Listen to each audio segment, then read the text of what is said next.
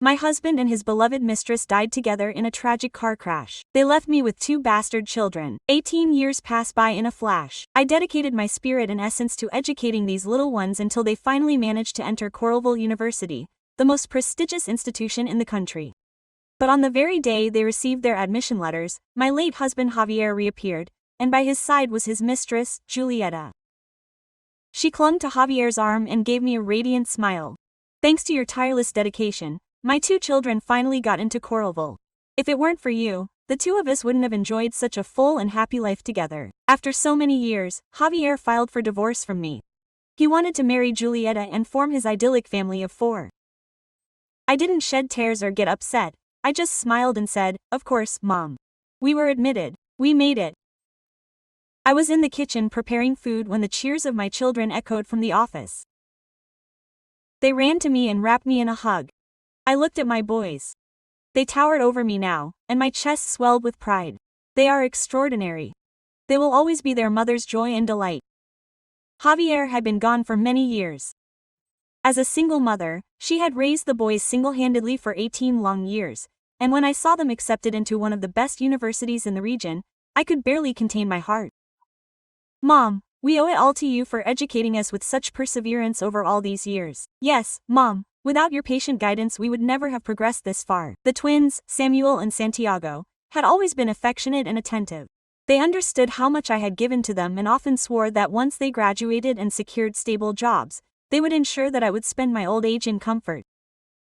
Such words flooded me with warmth and I was overcome. In 2 days it would be their most important day. This year I thought, why not couple their most important day with a party to commemorate their induction? It would be vibrant, festive and lasting. I booked a spacious room at the most luxurious restaurant in the city. At the same time, I spread the news of their induction in the collective family chat. The moment the message went off, the alerts went off. I sifted through the flood of replies. Then I forwarded the address of the celebration to the group. With everything organized, I turned off my cell phone, put it aside and calmly waited for the day of the reception to arrive. The party was set for 10 a.m. sharp. 2 days later I arrived at the restaurant early. I reviewed the menu and the itinerary for the event, determined not to omit even a single minor detail. Most of the attendees were from the Solar family. None of my own relatives attended. When I defied everyone's protests and insisted on raising the twins of my husband Javier Solar and his mistress Julieta Vidal, my parents were so enraged that they nearly fainted with rage. Even after all these years, they still could not understand why I had thrown away a comfortable existence just to suffer and educate another lady's children. Backed by relatives, my in-laws, Enrique and Elena, entered the room, went directly to the main seats, and took their seats. Javier's older brother and younger sister, Laura, along with their families, took the seats on either side. The central table was set for 8, surrounded by family members. My 2 sons wore linen suits on either side without saving a seat for me. Alma, why are you standing there? Serve this to Mom and Dad, Laura said, grabbing a handful of chips and shooting me a look. She was Javier's younger sister. Her own marriage had been unhappy, mistreated by her spouse and belittled for not having a son. But the previous year, at age 40, she had finally given birth to one. Now with a son in her arms, her posture had straightened, her voice had sharpened, and her arrogance had grown.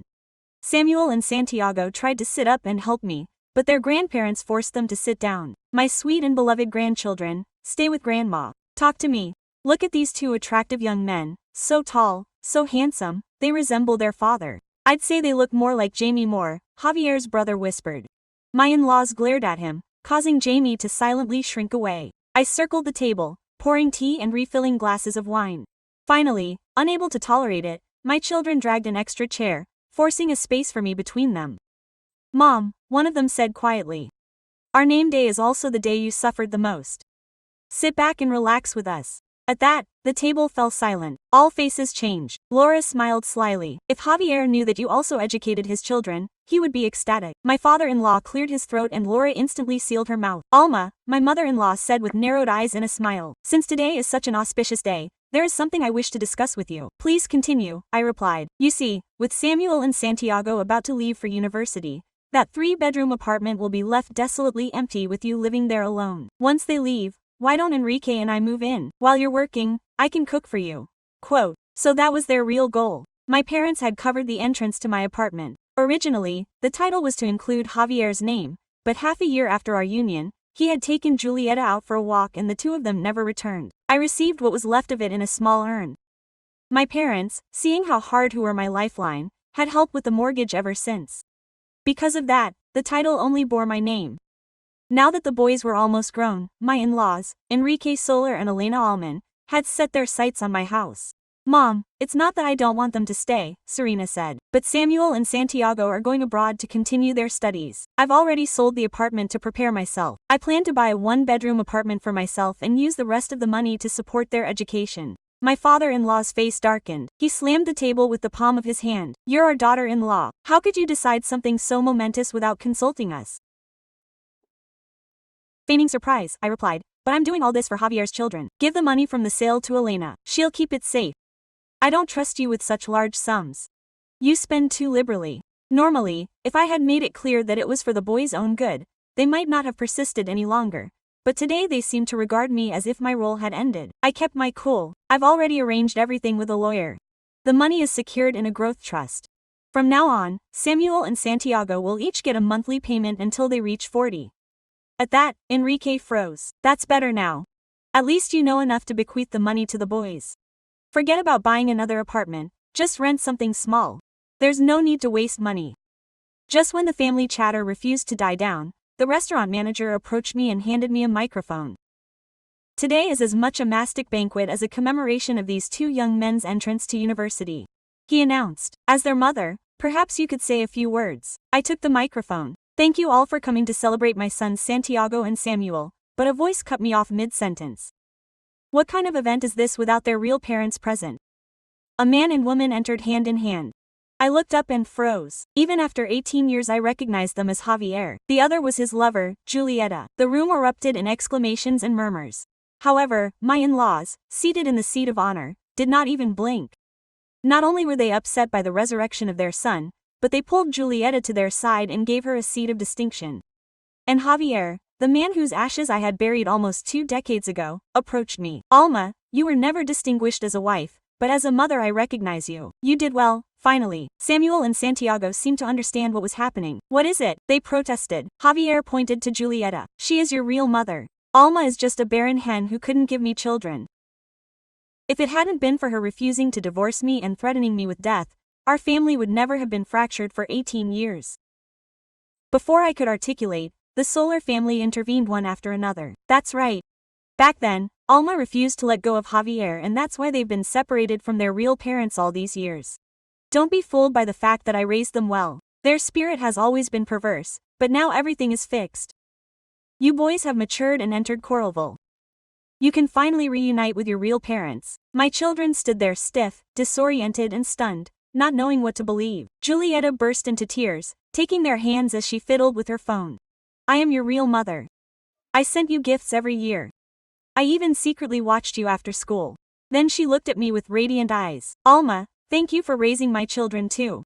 Javier put his arm around her shoulders, giving me a wry look. Now come with me to formalize the divorce. It's been 18 years. I'm going to marry Julieta. She deserves it. Everyone was waiting for me to explode, to cry and scream. The Soler relatives leaned forward, eager to witness the scandal unfold. Instead, I smiled. Perfect. Tomorrow I'll divorce you, so the 4 of you can finally be together.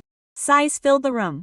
A stunned silence followed. No one could believe it. Not the guests, not the Soler family, not even Javier and Julieta. 18 years of devotion given away as if it were nothing. They had anticipated tears, screams and pleas.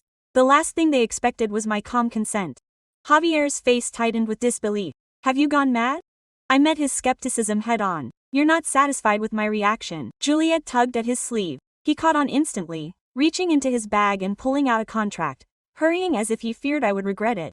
Sign the divorce agreement. From now on, the boys have no relationship with you. You will never see them again.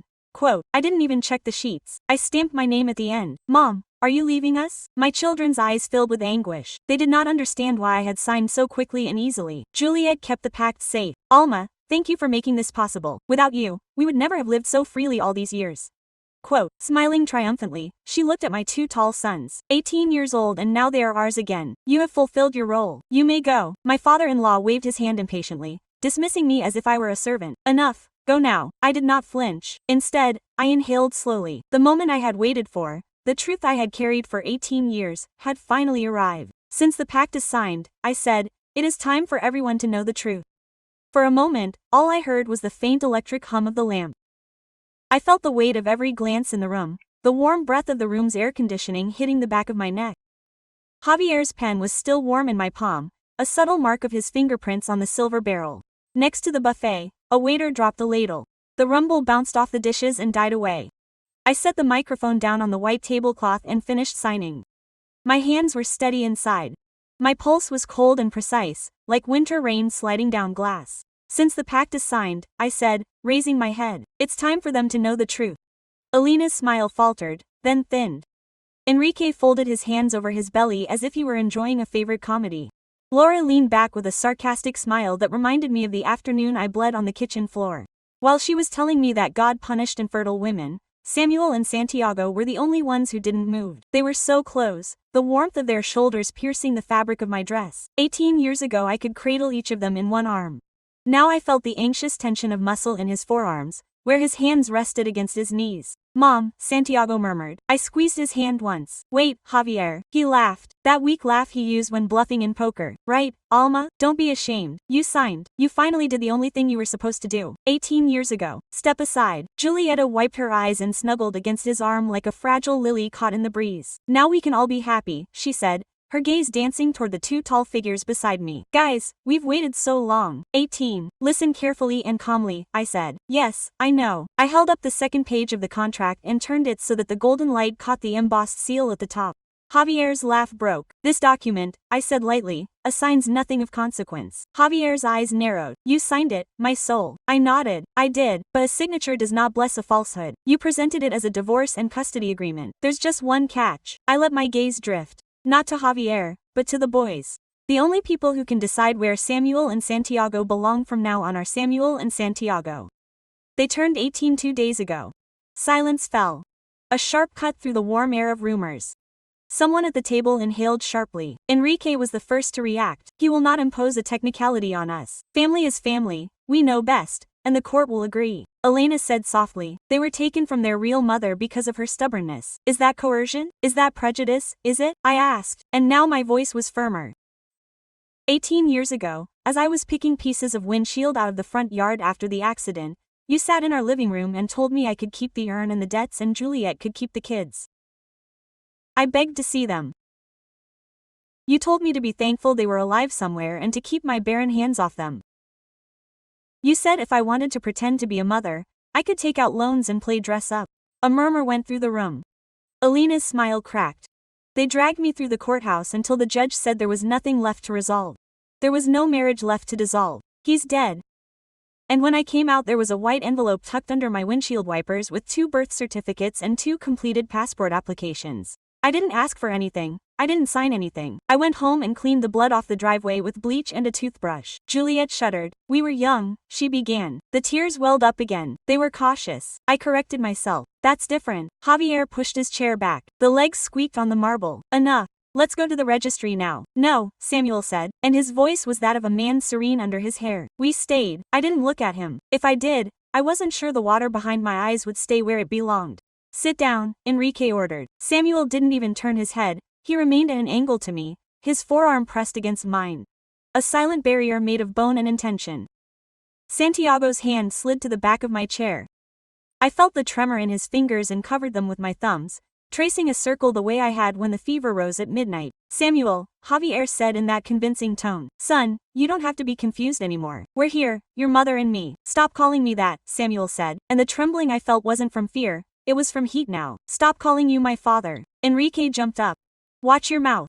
Sit down. I told him to sit down and he did like the old dog he was. When finally his leash was properly pulled. Across the room, the restaurant's main doors opened softly.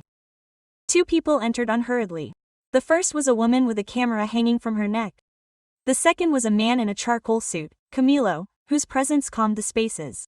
I could feel the Solar family tense. The man didn't look at Javier. He looked at me first. Alma, he said quietly. Ready? Yes, Camilo, I said. A wave of murmurs hit the back tables. People knew that name. Not just because the restaurant belonged to his hotel group.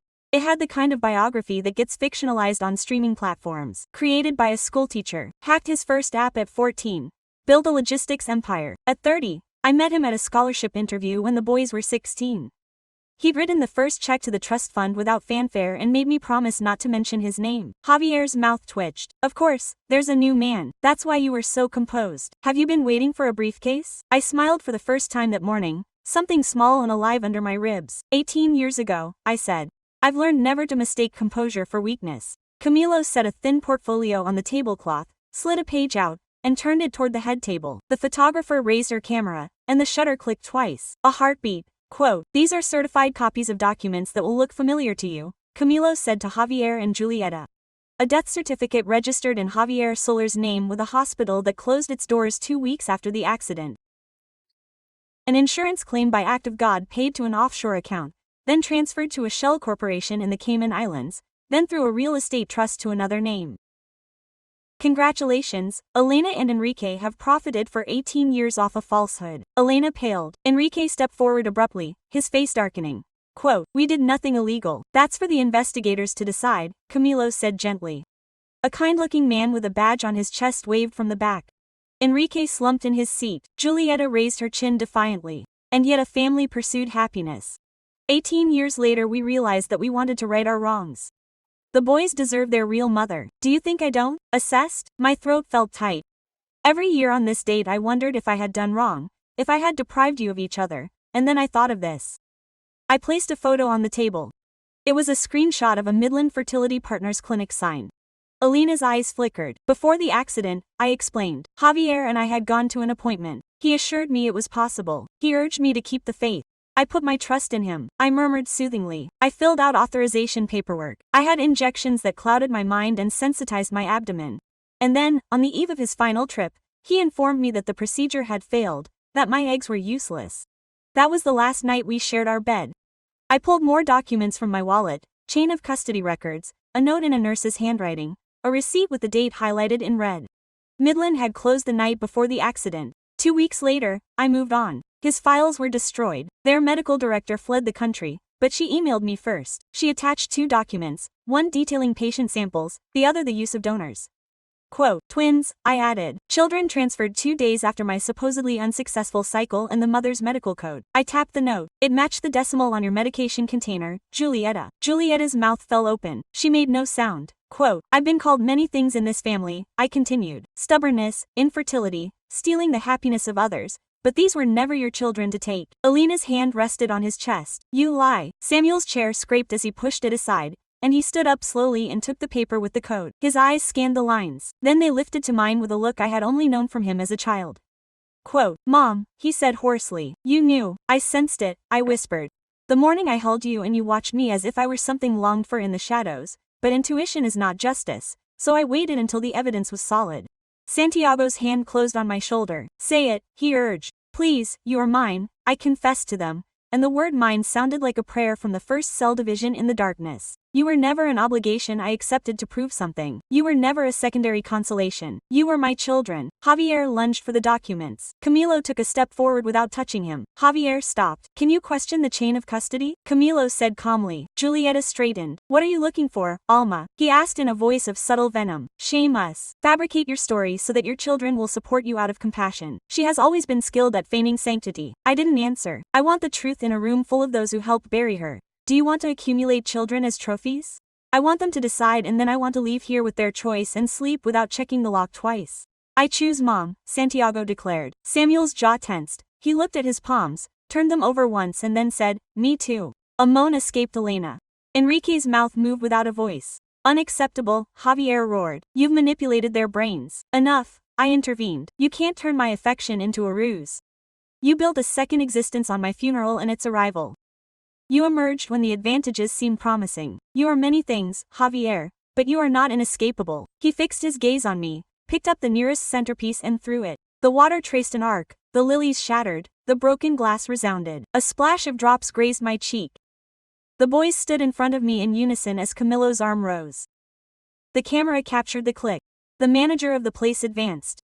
The man with the sign took a calm step forward. Javier froze. "Mr. Soler, The voice on the sign was calm. "We have some questions. You must not answer them here. This is a family matter," Enrique replied. "Deception is a public matter," he replied. The man, Julieta, hesitated and reached for support. "The boys can still see us," she said weakly. "We can negotiate. I am their mother." "Enough, Julieta," Samuel said. She watched him. "We are done here," I announced. Elena stood up. "You will regret it," she said. "You will grow old and they will leave." "That is what I hope for," I replied. "That is what young people do when you educate them." "No. They go away and call their mother on Sundays." Santiago let out a sudden, wet laugh. Samuel put an arm around his shoulders and pulled him close. "Let's go," I told them. We stepped out in a silence that evoked the beginning of a snowfall. Camilo fell back a step. The corridor to the parking lot smelled of citrus and industrial detergent. Outside, the sun was beating down hard. A gust lifted the fine hairs on the back of my neck. Santiago tugged at the sleeve of my blouse. "Are we in trouble?" he asked in a whisper. I didn't answer. Samuel's phone buzzed again, and he looked at it and smiled. "Admissions," he said. "They're inquiring. Do we want media training before induction?" "Tell them no," Santiago grumbled. "Tell them we want to be just another duo of fools who got lucky." "Lucky," I repeated, raising an eyebrow. He relented with a smile. "An effort," he added. "And a woman who used to fall asleep on our notebooks and wake up with paper marks on her cheek." "It was a good style," Samuel commented. Footsteps sounded. Camilo had given us some distance. Now he paused at the edge of the shadow. "Are you okay?" he asked. "I think so," I replied. "We can get an order by early tomorrow," he said. "The background is protected. The recordings are enough for investigators to follow the deception. If you want the divorce to go through flawlessly, we'll file it that afternoon. And as for Midland, we can add our evidence to the class action. You won't have to face this alone." Julieta's words echoed. I never aspired to be a saint. I longed for peace with silence. "Camilo," I said, "thank you." He shook his head. "You did the hard work 18 years ago." Then he smiled. "You did the hard work again today." Samuel stepped forward and extended his hand like an adult. "We will compensate you," he said, blushing. "Not because we have to, but because it is only fair." "Okay," Camilo agreed. "Start by showing up for induction. Then answer the phone when your mother calls on Sundays." Santiago Jimio, you too. Learn that the people who are worth your time repeat themselves, Camilo said, and his gaze fell on mine and back. The boys headed for the car, discussing in murmurs. For a moment I stood in the sun. Camilo cleared his throat. I opened my eyes. Quote, "I know it is better not to ask what you need," he said. "You will tell me coffee," I finally answered. "Early tomorrow after meeting with the lawyer for the economic class action that stains the mouth and keeps you sincere." His smile was modest and gratifying. "Done." He hesitated. Then he added with a simplicity that didn't make my stomach turn. "And, my dear, happy birthday to you and your children." Quote, I made a sound of surprise. "It is," I confirmed. "For once. It truly is." We drove without any melodies. The city unfolded at a red light. Santiago captured an image of my hands on the steering wheel for later. He said, when I looked at him, he blushed. "I won't forget this one," I affirmed. At home, the table still bore the paper garlands we'd put up before dawn, just the three of us. The house smelled sweet and fresh. The boys retired to pack.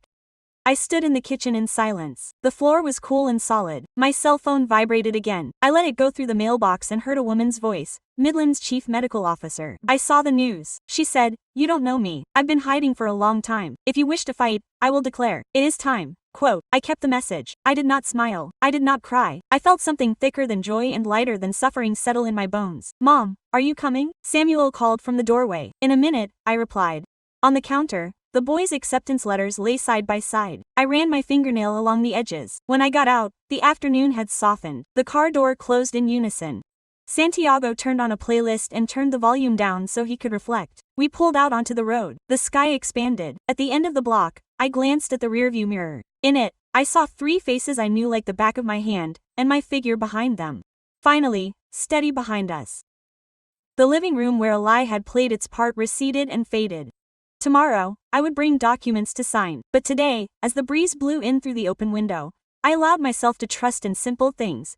A clean cup of coffee, a Sunday phone call, a room with a door I could close without fear, and the possibility that when I opened it, someone honorable would still be there.